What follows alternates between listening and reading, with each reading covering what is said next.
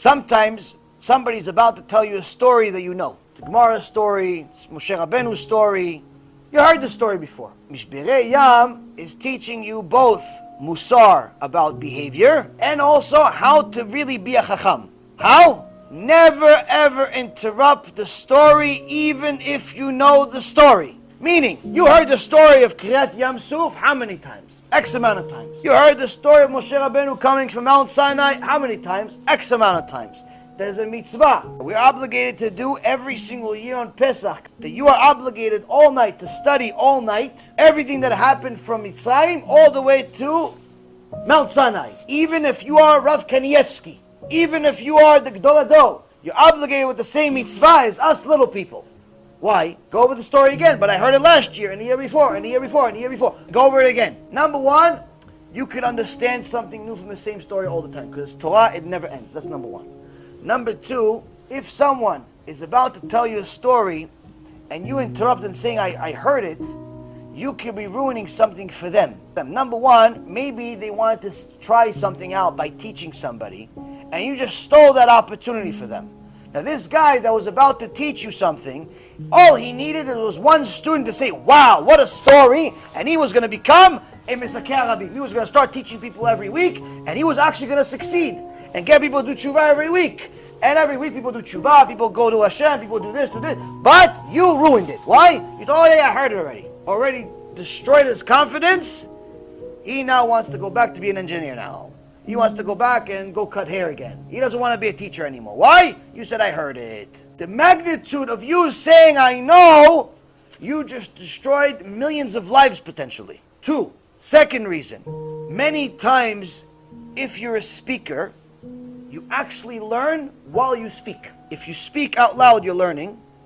You actually end up learning from your own speech. Why? When you read, if you're reading it in a secular way, you read anything in a secular way, all you're doing is reading with your eyes. When you read in a religious way, you read like a Ben Torah, like a Jew, you're reading with both your eyes and with your lips, meaning you're saying the words out loud. You don't necessarily need to say, hey, Baruch Atah Hashem, like some people that never do a blessing the whole year, but one time you do a blessing, but they want to make sure the whole synagogue hears. You do every blessing like that? If you do, you should be Moshe Rabbeinu. But it's all for Dawin, for the show off. So anyway, sometimes you learn simply by hearing yourself. Because now, instead of just your eyes, instead of your eyes and your lips, now you're also using your ears. Because when you speak out loud and you're repeating something, you're sharpening your own skills. And you're also now seeing other people's reaction. And a lot of things happen, and now since you've repeated it out loud, all the thoughts that you had before get rewinded, and now you start getting new thoughts. And you start getting a chidush from your own speech. From your own, I can tell you many times, during the shiur itself, I got a chidush. Many times. Literally, I think it's at least once a week. If not every shiur. Always a chidush during the shiur. That's just the way it works.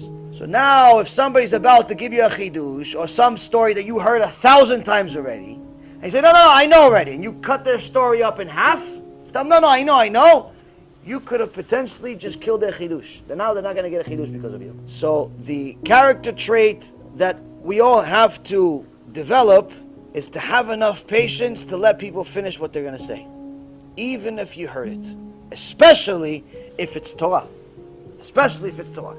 If it's shtuyot, if it's the guy is telling you the same story about how he got into an accident in his car, people that fish, people that play poker, people that in general do certain things, they like to repeat the stories. It's like they've lived vicariously through their own stories. That you don't have to listen to again. If you have the time and you have the ability and you want to develop really, really good manners and it's somebody that's important, like your father, your mom, you have to. That's something else. But if it's just some guy that's just wasting your time, you have no obligation to listen to it. But if it's Torah, you have to listen to it. Number one, you can help him. Number two, you can help yourself. Number three, you could potentially, there's part of the story you never heard. Even though you heard the whole story 1,000,000 times, maybe he's going to mention one fact that you never heard. That's going to complete the story for you.